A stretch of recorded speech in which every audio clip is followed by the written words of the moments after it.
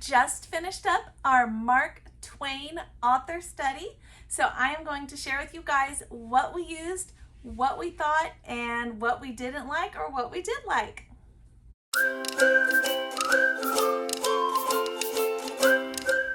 All right, guys, welcome back. I am Laura Wilkie with Down Home with Lemon Pie. I am a Christian stay-at-home homeschool mama. I have 7 little ones. If you are brand new to my channel, I am so excited you guys are here. This is Homeschool Fellowship Friday, and this is the day that I get to share with you guys all kinds of things regarding homeschool. And in our homeschool, we are kind of, if I had to give us a name, I would say we are most definitely Charlotte Mason leaning, a little bit of unschooling flair, a little bit of classical flair, homeschoolers. And you know, in the Charlotte Mason realm, you have different kinds of cultural or classical studies. You've got composer studies, you've got artist studies, and in our homeschool we have added in an author study. I feel like this is something that is important. I feel like it is something that is something that you can really grow with when you start studying the different works of a particular author versus just a bunch of random read alouds. So this school year is the first time that we have ever done author studies. This kind of something that we're kind of creating as we go. And last semester was our very first author study. So if you missed that one, it was Charles Dickens. I did a video to share with you guys what we used, the books we used, the biography we did, the movies we watched or the shows we watched, everything that we did to go along with Charles Dickens. And I have all that linked below, by the way, but for this semester, we focused on Mark Twain. So before we get too far into this, I do want to share with you guys that when I started planning the author study, I usually, I am trying to choose an author that was writing and producing products, or producing works rather, during the time period in history that we are studying. So that is why I chose Mark Twain. His birth name was actually Samuel Clemens, and we did learn some information about how he got his Mark Twain name. It is a very fascinating story, but I will let you guys kind of look it up, but I'll give you a little clue. It basically has to do with his, the Twain had to do with the marks that they would say like when they were on a boat, because this was back during the time of the steamboats and the Mississippi River, all of that. And he worked on a boat as a kiddo or a young teenager and would say like Mark II, Twain was 2, and that meant what, I think it was the sea level, the depth of the water, so that the ship didn't hit the bottom. And when they would say Mark Twain, that was like the stopping place. So basically it was his job to yell out Mark Twain. I think that was the correct story. It's been a couple months, so look that back up if you are interested in knowing about Mark Twain, how he got his name. It is very fascinating, like I said. But yeah, we actually started 2 biographies. We stopped one because I can't, guys. I cannot get through these who was books.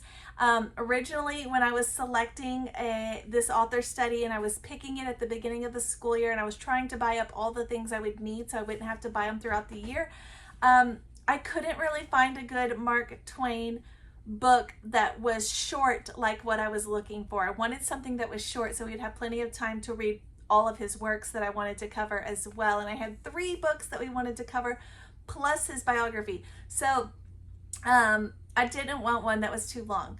The Who Was books are great for being short, quick, fast reads. That is why I picked it. I made the same mistake with Charles Dickens and it was awful. So gosh, guys, I am going to have to ban all the Who Was books now. I've tried them too many times, and too many times I have seen agendas and other junk thrown in, and I'm not interested in that. So we did, I will tell you, we did start, I think maybe 2 maybe 3 chapters in the Who Was book on this author, and then I just stopped it, and I ended up going with, I just ended up searching the library. The library had this book here. It is the Storyteller's Mark Twain biography. It is for kids. It was a quick, simple, easy read aloud. That was what I was looking for. I didn't want something that was going to be just on and on and on about his entire life story. I wanted something more than a paragraph, but shorter than just weeks that we are trying to get through his biography, and we can't even get to his work. So this was nice, short, sweet.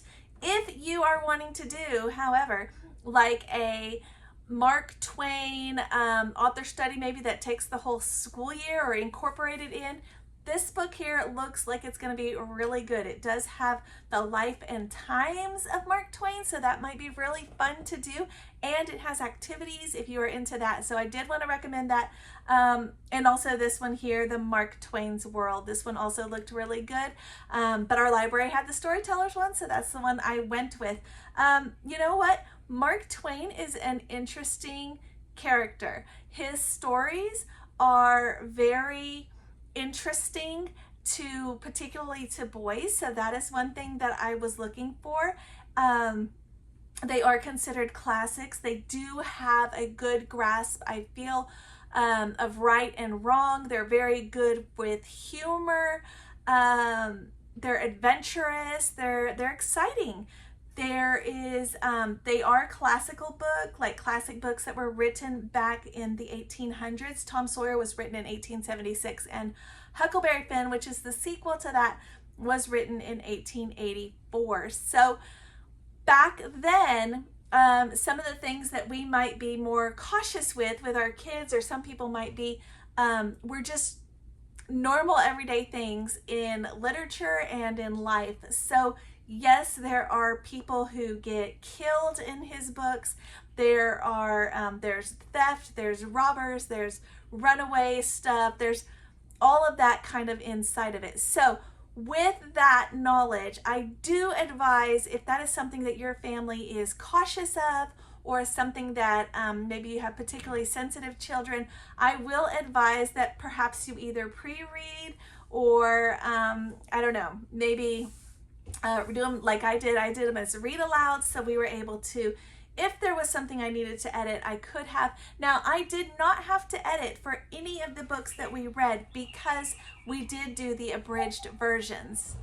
If you are on the fence about whether or not it is appropriate, it is right, whatever, about doing an abridged version of a classic work, do check out my video on why we choose in our home to do abridged versions.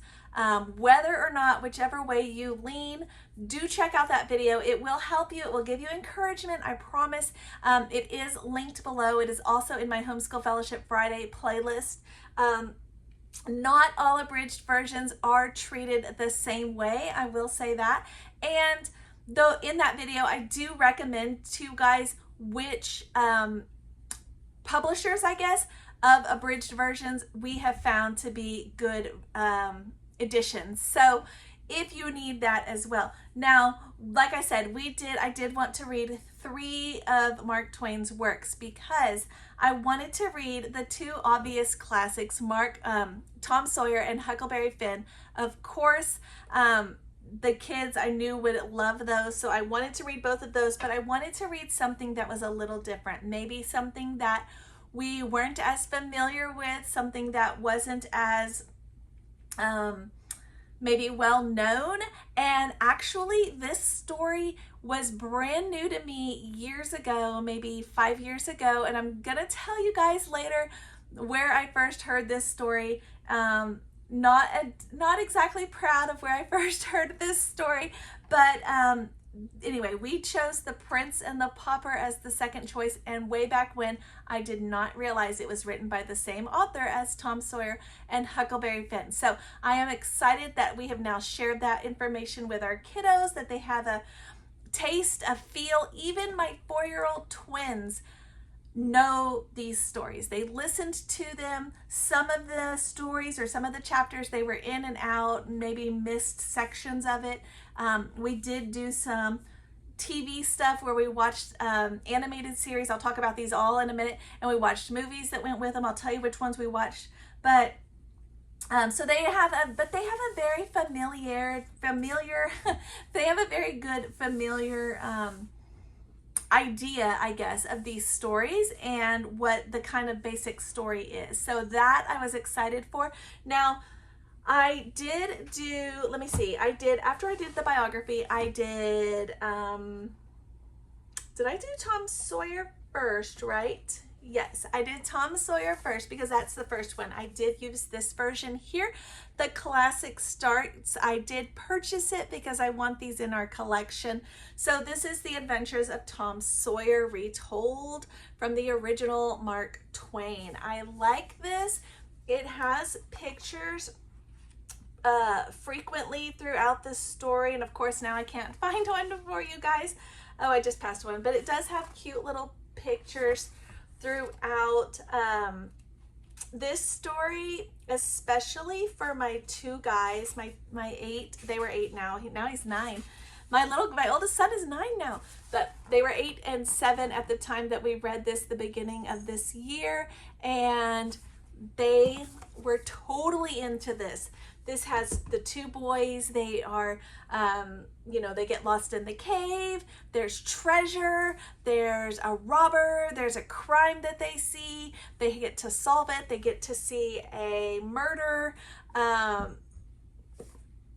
it's well done. The kids loved it. Like I said, it was just a really well done story. So I do like this version, the Classic Starts version. That's the one we read, and I picked another book that I also read in this version. But before that, I read The Adventures of Huckleberry Finn, also a fantastic story.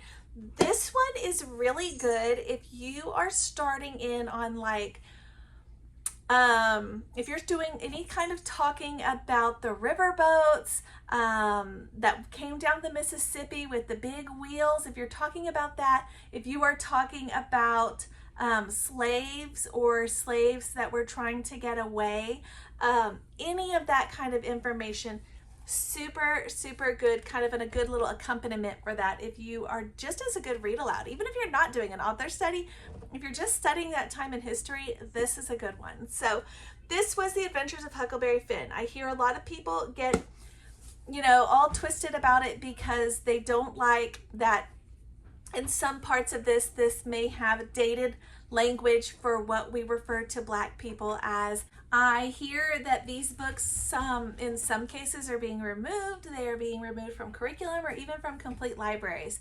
Okay, that is a part of history. That is something that we just need to face. It's part of history, and that was the language that they used at the time. If you go back to the Bible, all through the Bible, when you read the Bible, you will come to things that you say, this is an example of something they used at the time. It doesn't mean we ban the Bible. It doesn't mean we repeat those phrases. It's just something they did at the time. Our kids are perfectly capable of understanding that. So I do not ban these. I think they're okay. I think that it's okay for us to learn about history as it happened, to have a grip on that, a grasp on that, and to be able to identify right from wrong.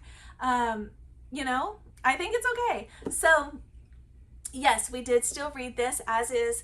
I think it maybe had the word maybe once, and again, we just deal with it. We approach it as it is and explain the historical and explain the current, appropriate or not appropriate. So that's just how you teach your kids, right? You just tell them what's right and wrong. We don't just hide things from them. So this one I do like this. The Great Illustrated Classics always has pictures. I think there's pictures on every single page. Yes, there are. It's so well done.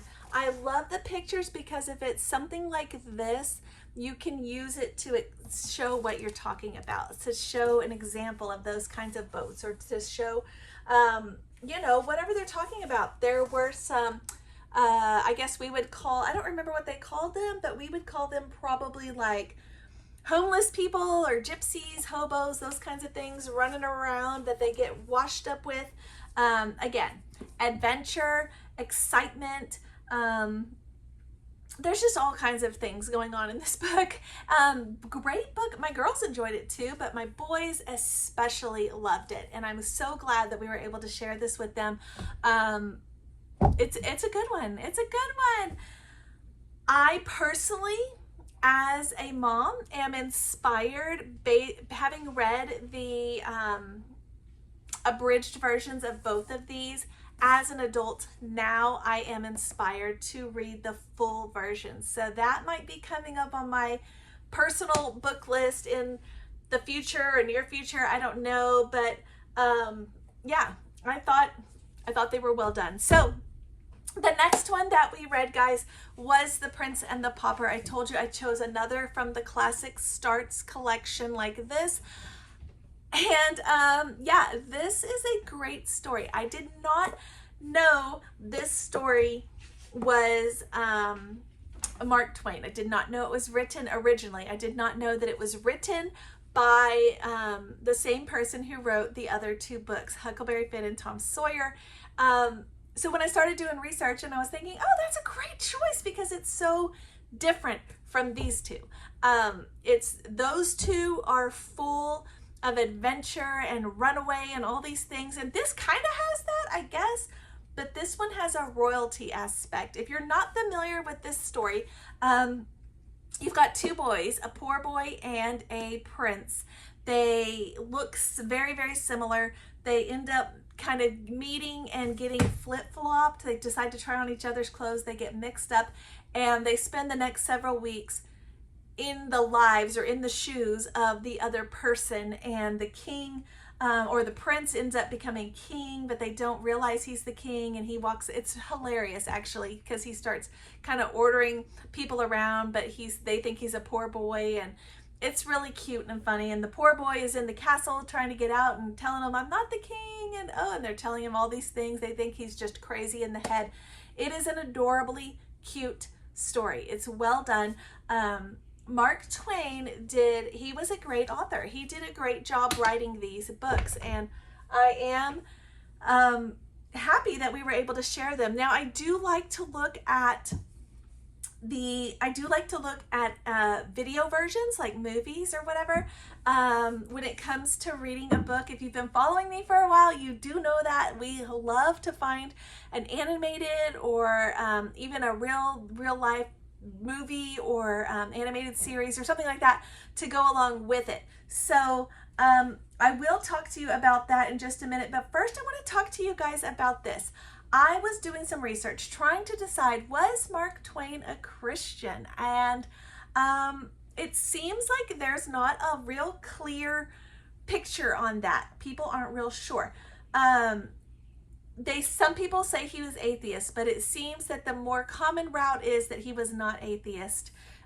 He was just confused. I believe in one or maybe two of these books that we read, I believe I even remember it referencing God.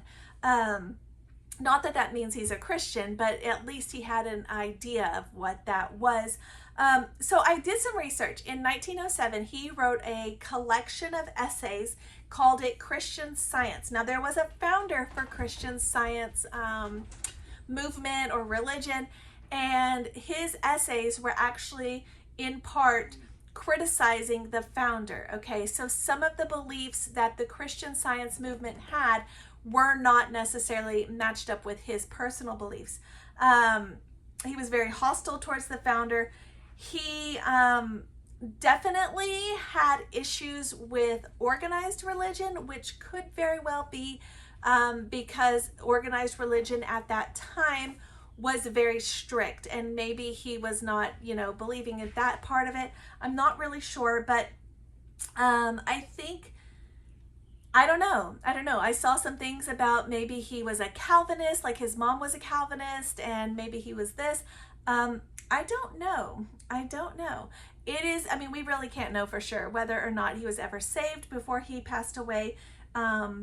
I don't know. But I did want to point that out to you guys. If mamas, if you want to do some personal research, look that up for your own families and just kind of look into it a little bit more. I do like to kind of touch on that with our kids because I want them to know if the pieces of work they're reading, where their background is coming from. And so that is kind of on a brief, like I said, I did not research this incredibly thoroughly. I just kind of went through a few things and was looking briefly, but just something to look into maybe. I don't know. Maybe it's more detailed in one of those other biographies that we didn't get to. I don't know.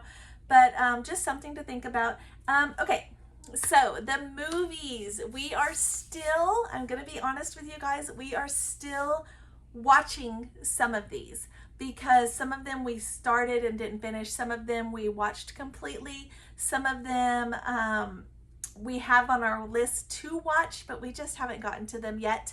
So I'm going to throw some things out here for you guys that you may want to consider, but keep in mind I am not necessarily advocating for all of these. I would still do your research. It's just important to do it, mamas, for your own homes, for your own families. Look them up, look up the reviews, decide if it's a good fit. But with that being said, I will tell you, the Prince and the Pauper. I will start with that one because this one, my first introduction to the Prince and the Pauper, I am not gonna lie, was the Barbie version, and they actually call it the Princess and the Pauper in that version. And I watched that movie with my oldest two girls years ago. And that was my first introduction to that story, okay? Coming from a literature standpoint, that is terrible. That is really sad. But so yeah, my kids have a better understanding now. But the Princess and the Pauper, the Barbie version, is actually well done. So I will recommend it for you guys. Of course, like any Barbie movies, it does have some of the sass and which we don't really prefer in our home, but I don't feel like it's just so much like other things in more recent years. So I am still okay with those.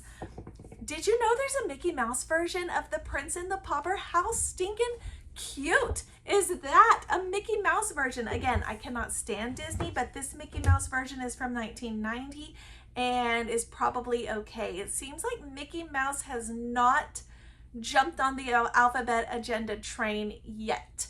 Yeah, so there's also, Disney really likes Mark Twain, which may tell you something about Mark Twain's religion. I don't know, because Disney is certainly not Christian. But going off of that, there is a Disney version of Prince and the Pauper. It looks like it's probably well done, and it's from 1962.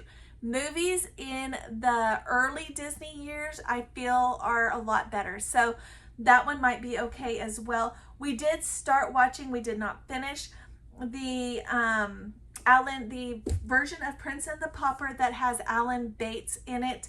It looks like it's very well done. The costumes, the scenery are just very, very good.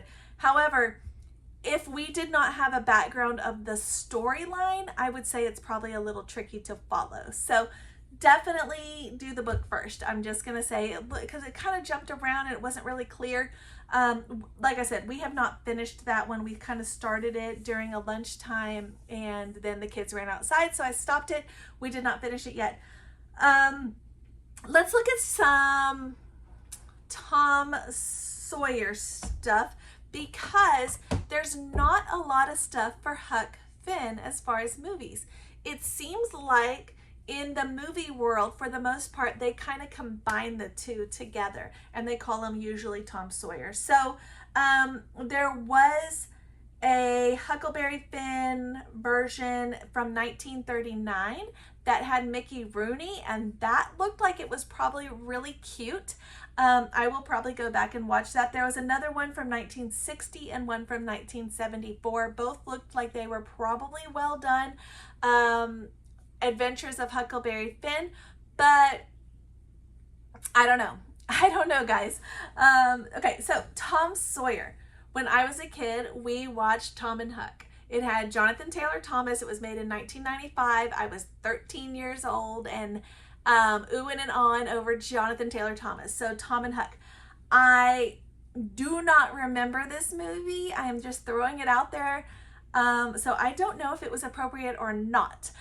But I am going to throw it out there because it might be hard to find, because you have to know that it's called Tom and Huck. If you just search Tom Sawyer, it's probably not going to come up. If you just search Huckleberry Finn, it probably also won't come up. But it might be well done.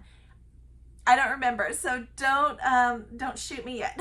Anyway, I do want to tell you guys, there is a super well done version of Tom Sawyer. It's called The Adventures of Tom Sawyer. It is on Tubi. We have been enjoying this one. It is this animated series, like a TV series, and there is not, I don't like anime. I just don't. I don't like anime. However, there are, I think, 3 that I do like. And this is one of them. They're all classic books. There's one about Heidi that is done well. There's one for Swiss Family Robinson. It is done well. These are all anime, and they're just well done. So yeah, like I said, I'm not an anime fan, but these animated classics that are anime, that are over the classics books, are well done. So I do recommend those, and they're all TV series, so you can really get into them and spend a lot of time on them. My kids love them. My 4-year-olds love them. My big kids love them. Everyone in between loves them. So I do recommend those. Again, it's on Tubi if you want to find it. It's the one that looks like anime, so you can find it easily. There is another animated that is the animated classic series from 1980. We did not watch this one. It does look like it's well done, so that might be a good one as well. There are a couple. There's one that was done in 1973 that was by director Don Taylor. Looks like it's probably done well. I don't know. Again, check it out. There is one that is by director Joe Kastner from 2014. We did start watching this one. It's a little intense. If you know the story, it's just perfectly fine, I think. It might be a good one for your preteens or your teens. Like I said, it's a little intense, but if you know the story, you know what's coming up, what's happening, what's going to happen, I feel like it's perfectly fine. So it does have a little bit of, I want to say it had maybe some light language that may be iffy. Again, so check it with your own family. We watched about half of it, and then we just had to turn it off because we had something else going on. So, you know, we may come back to it. I don't know. We may not.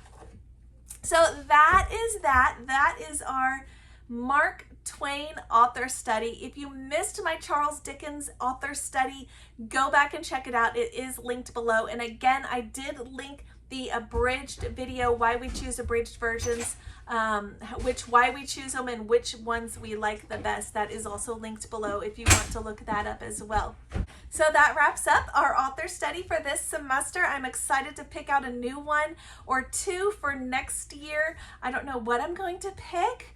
If you have recommendations, we're going to be looking at like the Civil War time period forward.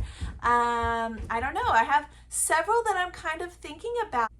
Several that looked really, really good. I don't know yet. I don't know. So if you have a recommendation, if you read something by someone or you think it would be a good fit for something a little bit more modern, send it my way. Leave me a comment below, guys, and I will catch you guys next time.